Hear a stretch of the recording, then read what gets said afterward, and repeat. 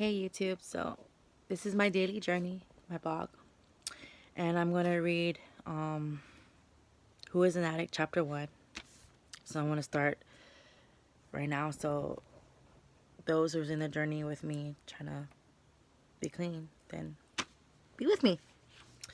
So it said, those who those of us who have found the program of Narcotics Anonymous do not have to think twice about the question, who is an addict? We know. The following is our experience.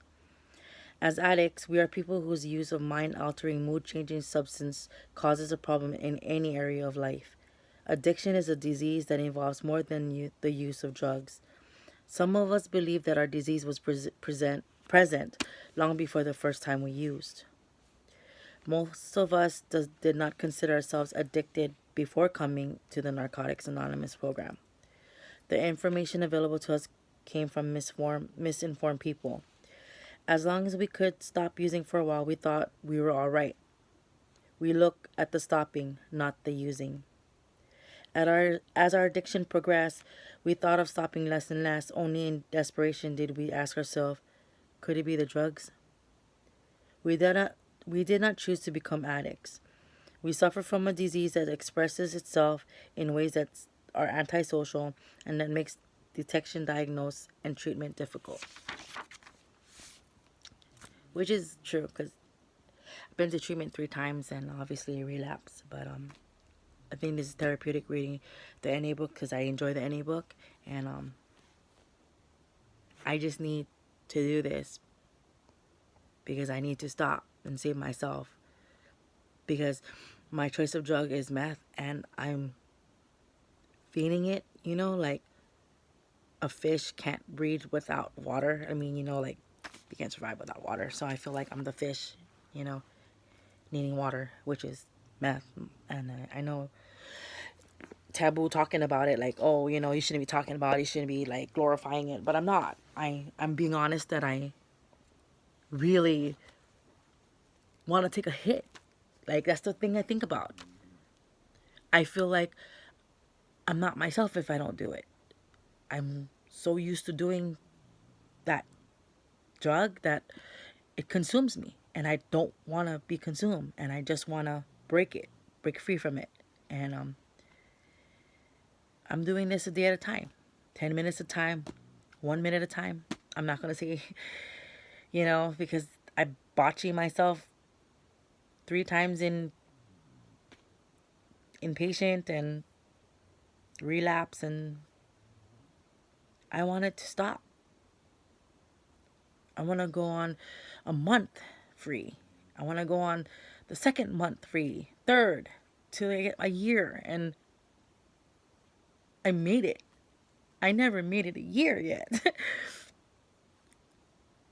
But I'm going to continue reading. So, I'm not going to read the whole thing, but just the one that I think.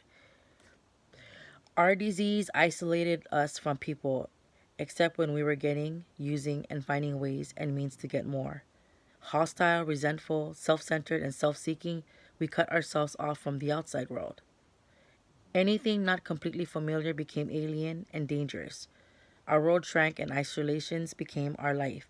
We used in order to survive. It was the only way of life that we know. Some of us used, misused, and abused drugs and still did not consider ourselves addicts. Through all of this, we kept telling ourselves, I can handle it. That sounds like me. Our misconceptions about the nature of addiction included visions of violence, street crime, dirty needles, and jail. When our addiction was treated as a crime or moral deficiency, we became rebellious and we were driven deeper into isolation. Some of the highs felt great, but eventually the things that we had to do continue using reflected desperation. We were caught in the grip of our disease. We were forced to survive any way that we could. We manipulated people and tried to control everything around us. We lied, stole, cheated, and sold ourselves. We had to have drugs regardless of the cost. Failure and fear began to invade our lives. One aspect of our addictions was our inability to deal with life on life's term. We tried drugs and combination of drugs to cope with a seemingly hostile world.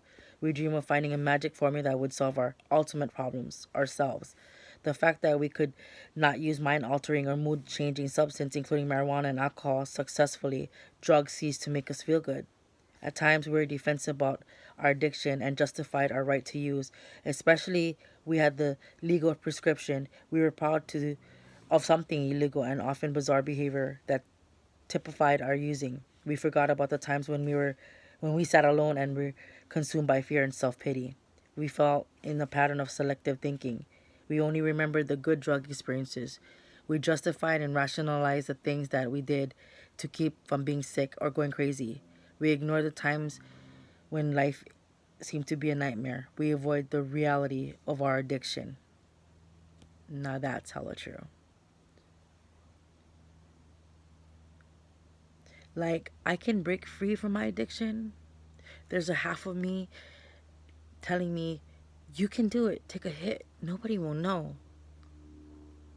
But I want to break free from that voice that's telling me to just hit. And I gotta end my relationship with my boyfriend because he always leaves me days at a time. And I thought he had my back, but if both people are on drugs, it's not gonna make a relationship work, and that's the reality of it. Either one of you have to quit and help each other leave, or like completely do you. Nobody's gonna do you.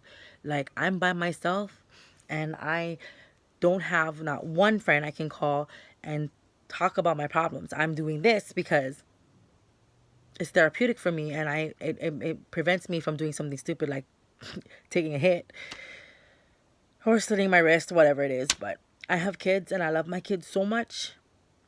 I wasted a couple years without my kids, and I gotta get them back because yeah, my addiction was taking control. So I'll see you on my next vlog.